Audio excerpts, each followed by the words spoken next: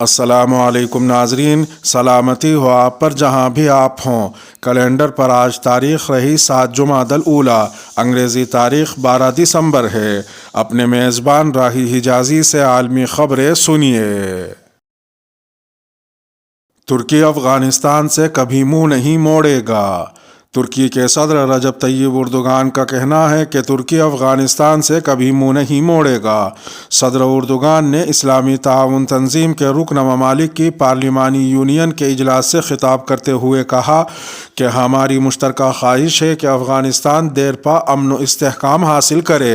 ان کا کہنا تھا کہ ہمارے لیے افغانیوں سے منہ موڑنا ہرگز ممکن نہیں ہے۔ واضح رہے کہ طالبان کے افغانستان میں اقتدار سنبھالنے کے بعد ترکی اور ترکی کے امدادی گروپس نے افغانستان کے لوگوں کے لیے وسیع پیمانے پر امداد بھیجی ہے اور ترک حکام نے ملک میں انسانی صورتحال کے بارے میں خبردار کیا ہے۔ شام کے بحران پر صدر اردوغان نے اقوام متحدہ کی سلامتی کونسل پر اپنی ذمہ داریاں پوری نہ کرنے کا الزام لگاتے ہوئے کہا کہ یہ بات بہت ہی مایوس کن ہے۔ انہوں نے مزید کہا کہ ترکی جیسے ممالک جو بحرانی خطوں کے پڑوسی ہیں، ہجرت اور پناہ گزینوں کے معاملے پر اصل بوجھ اٹھاتے ہیں، بجائے اس کے کہ مغربی ممالک جو اس معاملے پر آواز بلند کرتے ہیں۔ رجب طیب اردوغان نے مزید کہا کہ ترکی ان تارکین وطن کے لیے ایک اہم ٹرانزٹ پوائنٹ رہا ہے جو نئی زندگیاں شروع کرنے کے لیے یورپ جانا چاہتے ہیں، خاص طور پر وہ لوگ جو جنگ اور ظلم و ستم سے بھاگ رہے ہیں، جیسے کہ شام کی خانہ جنگی جو 2011 کے شروع میں شروع ہوئی تھی۔ اسرائیل فلسطین تنازع کے لیے مستقل امن و استحکام کے بارے میں صدر اردوغان کا کہنا تھا کہ یہ صرف مشرقی یروشلم کے ساتھ 1967 کی سرحدوں پر مبنی ایک آزاد، خود مختار اور علاقائی طور پر مربوط فلسطینی ریاست کے قیام سے ہی حل ہو سکتا ہے۔ انہوں نے کہا کہ دوسری جنگ عظیم کے دوران یورپ میں یہودیوں کے خلاف ہونے والی نسل کشی کی قیمت فلسطینیوں کو چکانا پڑ رہی ہے، جو کہ غیر منصفانہ اور بے ایمانی ہے۔ اسلاموفوبیا اور نفرت انگیز تقریر پر صدر اردوغان نے ISIPAB کے اراکین پر زور دیا کہ وہ مزید فیصلہ کن اقدامات کریں۔ انہوں نے کہا کہ ہم یورپ کو، جہاں مختلف نسلوں کے 3 کروڑ 50 لاکھ مسلمان رہتے ہیں، اسے اپنے بھائیوں اور بہنوں کے لیے حراستی کیمپ میں تبدیل کرنے کی اجازت نہیں دے سکتے۔ صدر اردوغان نے کورونا وائرس وبائی مرض کے دوران ترکی کی دوسرے ممالک کی مدد کے بارے میں بتاتے ہوئے کہا کہ ترکی نے 160 ممالک اور ضرورت مند 12 بین الاقوامی تنظیموں کو امداد فراہم کی تھی اور 11 ممالک کو ویکسین بھی فراہم کی تھی۔ نکاح نامے میں ختم نبوت کا کالم شامل کرنے کی قرارداد۔ 26 اکتوبر کو پاکستان کی پنجاب اسمبلی میں حکومت اور اپوزیشن نے متفقہ طور پر نکاح نامے میں ختم نبوت کا کالم شامل کرنے کی قرارداد منظور کی۔ واضح رہے کہ ابھی اس قرارداد نے قانون کی شکل اختیار نہیں کی ہے۔ BBC کو موصول ہونے والی اس قرارداد کے متن کے مطابق کہا گیا ہے کہ پنجاب اسمبلی کا یہ ایوان حکومت پنجاب سے اس امر کا مطالبہ کرتا ہے کہ مسلمان اور غیر مسلم میں فرق واضح کرنے کے لیے نادرا اور پاسپورٹ فارم میں مندرج حلف نامے کی طرز پر مسلم فیملی لاز آرڈیننس 1961 کے تحت وضع کیے ہوئے قواعد کے قاعدہ نمبر 8 اور 10 کے تحت مجوزہ نکاح نامہ فارم میں بھی ختم نبوت کا مندرجہ ذیل حلف نامے کے ساتھ کالم شامل کیا جائے۔ واضح رہے کہ پاکستان میں پاسپورٹ بنوانے کے لیے بھی اس حلف نامے پر دستخط کرنا ہوتے ہیں، جس کی وجہ پاکستان میں 1974 کی وہ آئینی ترمیم ہے جس کے تحت قادیانیوں کو غیر مسلم قرار دیا گیا تھا۔ اس قرارداد کے محرکین میں مسلم لیگ ق کے رکن پنجاب اسمبلی خدیجہ عمر، بسمہ چودھری اور مسلم لیگ ن کے محمد الیاس چنیوٹی شامل ہیں۔ BBC سے بات کرتے ہوئے رکن پنجاب اسمبلی خدیجہ عمر کا کہنا تھا کہ چند ممبران اسمبلی کو ایسی شکایت موصول ہو رہی تھی جن کے مطابق مسلمان خاندانوں کو شادی کے موقع پر قادیانیوں کی جانب سے مسلمان ہونے کا دھوکہ دیا گیا۔ BBC اردو سے فون پر بات کرتے ہوئے خدیجہ عمر کا کہنا تھا کہ بہت سے لوگ شادیاں کر رہے ہیں، لیکن انہیں اس بات کا پتہ نہیں ہوتا کہ جس سے وہ شادی کرنے لگے ہیں اس کا تعلق قادیانی کمیونٹی سے ہے۔ ان کا مزید کہنا تھا کہ ہم اس بات کو یقینی بنانا چاہتے ہیں کہ کسی کے ساتھ زیادتی نہ ہو۔ خدیجہ عمر کے مطابق اسمبلی میں اسپیکر پنجاب اسمبلی چودھری پرویز الہی کی جانب سے بھی قرارداد کے حق میں ایک تقریر کی گئی جس میں ایسی شکایات موصول ہونے پر تشویش کا اظہار کیا گیا تھا۔ ممبر پنجاب اسمبلی الیاس چنیوٹی نے BBC اردو سے بات کرتے ہوئے کہا کہ یہ قرارداد اس وقت پنجاب چیف سیکریٹری کے پاس ہے، جہاں سے اسے پنجاب کابینہ سے منظوری کے لیے بھیجا جائے گا۔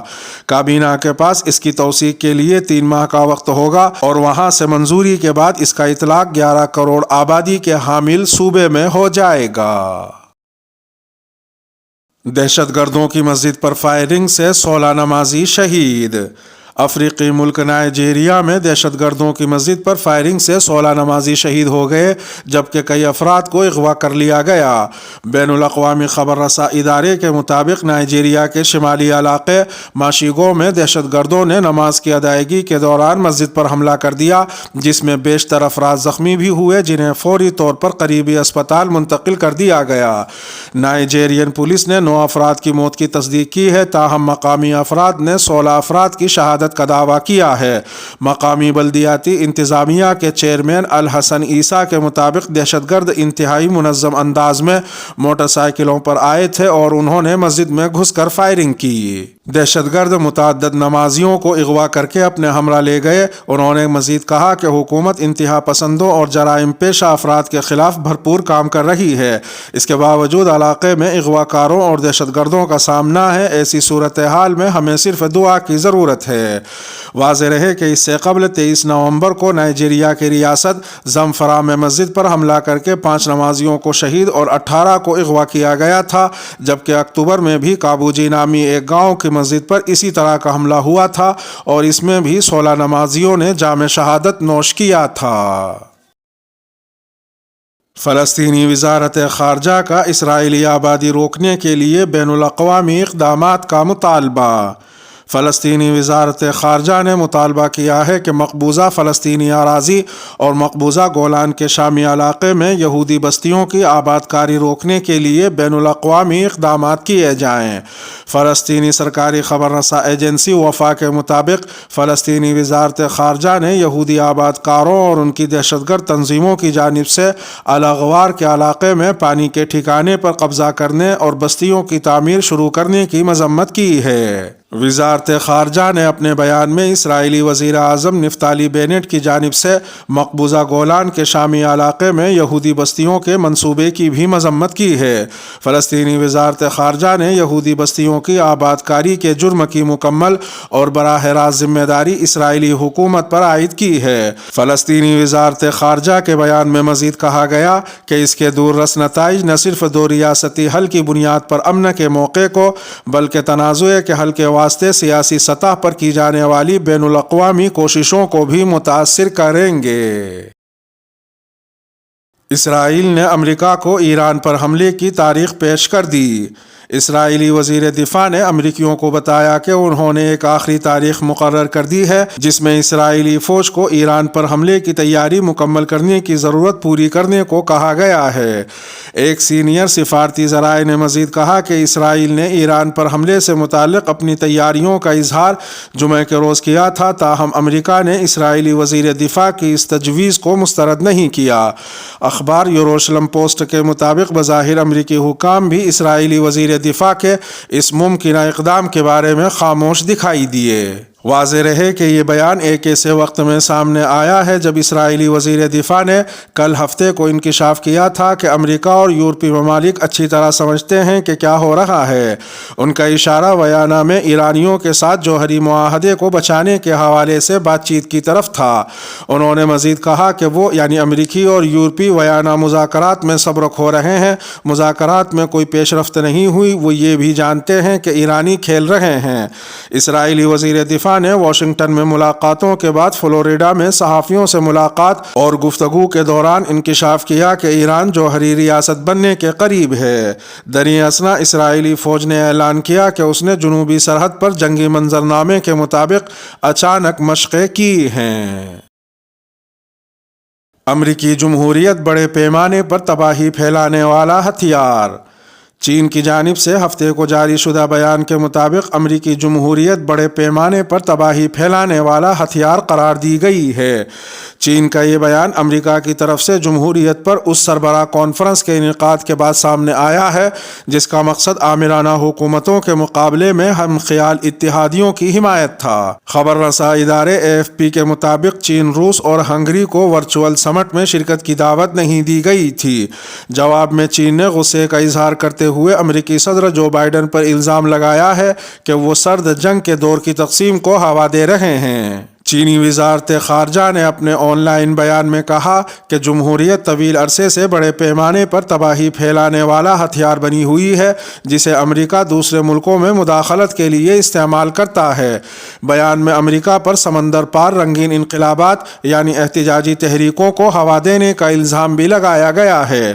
چینی وزارت خارجہ نے یہ دعویٰ بھی کیا ہے کہ امریکہ نے سمٹ فار ڈیموکریسی کا اہتمام اس لیے کیا تاکہ نظریاتی تعصب کی لکیر کھینچی اور جمہوریت کو آلے اور ہتھیار کے طور پر استعمال کیا جا سکے اور تقسیم و محاذ آرائی کو بڑھاوا دیا جا سکے۔ اس کے بجائے بیجنگ نے اس عزم کا اظہار کیا ہے کہ وہ تمام اقسام کی جعلی جمہوریتوں کی سختی کے ساتھ مزاحمت اور مخالفت کرتا رہے گا۔ اس کے ساتھ ہی خبروں کا اختتام ہوا۔ ویڈیو کو آخر تک ملاحظہ فرمانے پر شکریہ۔ ملتے ہیں شام 8 بجے انڈیا کی خبروں والی اگلی ویڈیو میں، اور اگر آپ 8 بجے کے بعد یہ ویڈیو دیکھ رہے ہوں تو وہ ویڈیو آپ کی اسکرین پر نمودار ہو رہی ہوگی۔ تھم نیل پر ٹچ کر آج کی انڈیا کی خبریں بھی سن سکتے ہیں۔ اپنے میزبان راہی حجازی کو اب دیجیے اجازت۔ سلامتی ہو آپ پر جہاں بھی آپ ہوں۔